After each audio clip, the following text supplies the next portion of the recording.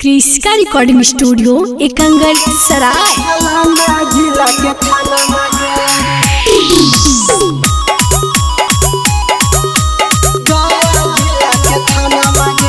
DJ Kundan राज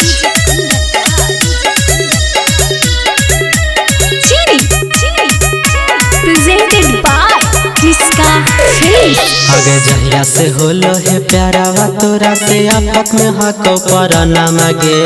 जहिया से होलो है प्यारा वा तोरा से आपत में हको पर ना मांगे। आगे घंटे घंटे खोजा हो छौरी जहानाबाद के थाना मांगे।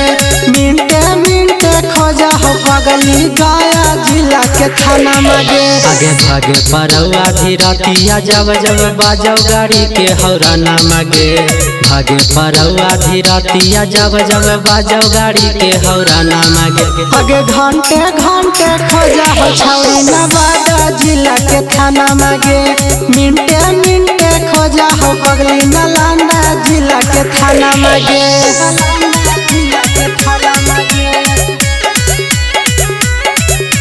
डीजे कुंदन राज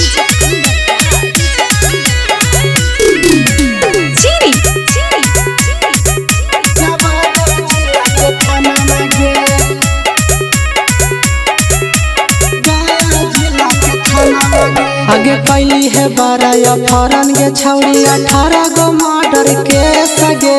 लगा हो घरवा छोड़ी के भागे पड़ा तो विदेश गे। आगे कैली है बारह फरन के छौरी 18 गो मर्डर के सगे।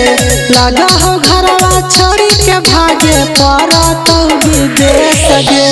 जादे दिन के सुनै के छौरी हियौ न हमें हमना मगे। जादे दिन के सुनै के छौरी हियौ न हमें हमना मगे। आगे घंटे घंटे खोजा हो छौरी अरवल जिला के थाना मगे। घंटे घंटे खोजा हो बगली जमुई जिला के थाना मगे।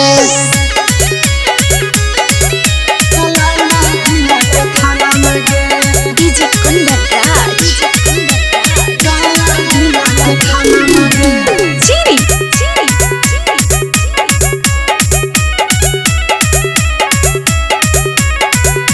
क्रिस्का रिकॉर्डिंग स्टूडियो एकंगर सराय। अगे रतिया बिरतिया थानवा छौरी आबह कौ हमर घरवा गे। पीछे पीछे पुलिस आगे भागह तोरला भरवा गे। अगे रतिया बिरतिया थानवा छौरी आबह कौ हमर घरवा गे। पीछे पीछे पुलिस आगे भागह तोरला भरवा गे। मैटारिक मासूरिया बन के घुमह कौका फना मगे। डीजे कुना दाना बांध के घुमह कौका फना मगे। अगे घंटे घंटे खोजा हकौई सलामपुर वाला थाना मगे। मिनटे मिनटे खोजा हकौ महकार वाला थाना मगे। क्रिस्का रिकॉर्डिंग स्टूडियो एकंगर सराय।